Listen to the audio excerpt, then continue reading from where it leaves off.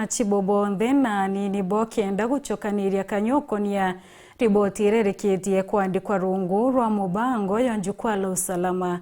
Riboti ikinyanilite nyuma ya Minister Ukaria Murkome kwithira kithiulunkania na kaunti cionthe 47 akiuthurana kiamendekethia kumakia watimbaru bonthe bokaria Matuurene. Mwenda gatwathire nkuluki. Rais Ruto na ikitekara na masibo na nini bao ndene agaro ya rais mucii munene wa Nairobi kwariria riboti ya jukwa ya usalama rebwithikite kaunti cionthe 47.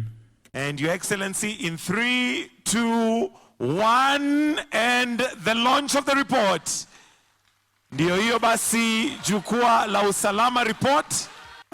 Collaboration and interaction with the people on the ground.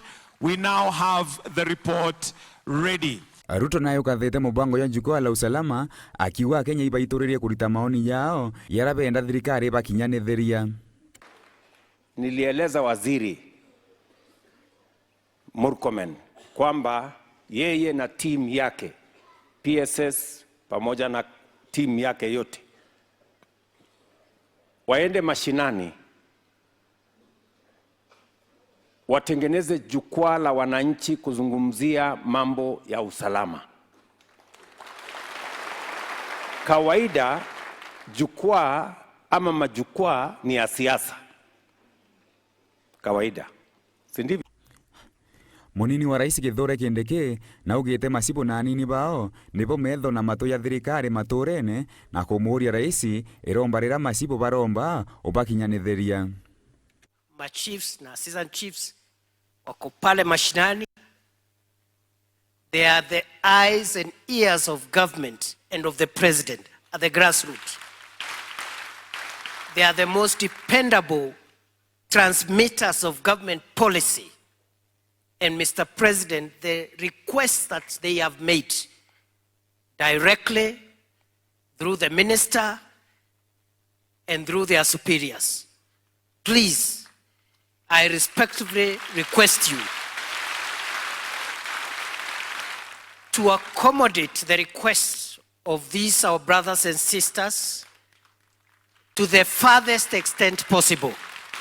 Minister Ukaria Murkome na ugite nethiritwe na kanya gakega gokaranthi na atongeire kuma Matuurene akiuga ntunkuruki ya 60 ibaikinyesha micemanio eu. Thanks to your leadership and guidance, I now have the privilege of having spoken, sat, listened to chiefs, assistant chiefs, village elders, OCSs in every part of our country, Your Excellency, including in Mandera, where we held 2 meetings, one in Mandera town and another one in Elwak.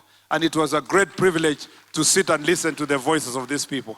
Your Excellency, when I told these leaders that this was not a talk shop, the president was waiting for a report, an update. Mr. President, you have validated what I said by inviting them here and by what you are going to tell them in this particular place, Your Excellency. Mwenda, Nteto Shaweru.